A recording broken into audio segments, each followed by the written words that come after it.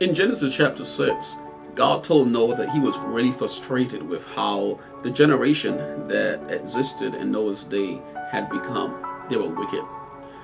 And then God said to Noah that I want you to build an ark because I'm going to send a flood, and those who are in the ark will find safety.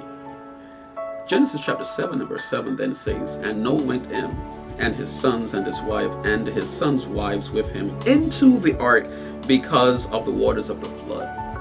I want to thank God for the provision he makes for impending danger. God always seeks to warn us before he destroys. And sometimes it's difficult because it disturbs our normalcy and it takes us out of what's comfortable. It sometimes requires us to go into unfamiliar territory, unfamiliar places with unfamiliar people. And I don't know what kind of relationship Noah had with his in-law family, but Noah preached for 120 years, and he would have given appeals to his family to join him into the ark of safety as the water began to fall on the earth that had never seen rain before. That was unfamiliar territory. Rain and flood. During this season of crisis, we're not anticipating rain and we're not anticipating floods, but we are threatened by a virus. Nevertheless, God has made provision for us to have preparation by washing our hands, sanitizing our hands, not touching our faces, having social distance, and other measures that have been recommended to us by our health professionals.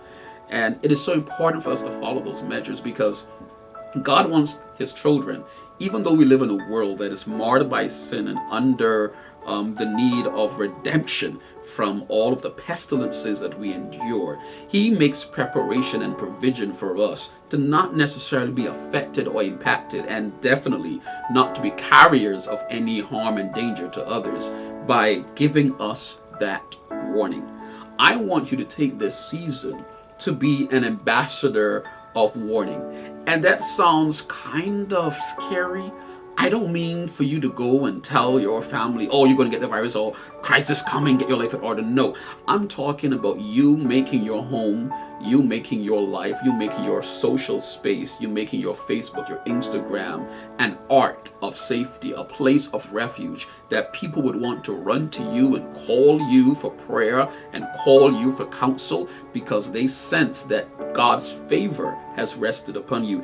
The interesting thing is that in Genesis chapter 6 and verse 8 it says, But Noah found grace in the eyes of the Lord. And this finding of grace occurs before the God gave him the invitation, the command to build an ark. Have you found favor? Have you found grace in the eyes of the Lord? When people look at you and connect with you and come into your space, do they sense that there is a favor on your life? Does your family believe that there's a blessing of grace and favor upon you? I want to invite you to use this time of uncertainty to take up your phone and call someone and share with them that God and being in his will is definitely the best place to be when we seek refuge and strength. I want you to use your WhatsApp, your Instagram, your Facebook as a tool to minister. Use it as an ark of safety and refuge for persons right now in this moment, in this season of crisis, who are filled with so much uncertainty. Let you be the ark of refuge and strength that someone is looking for today. God bless you. And remember, every season has its season.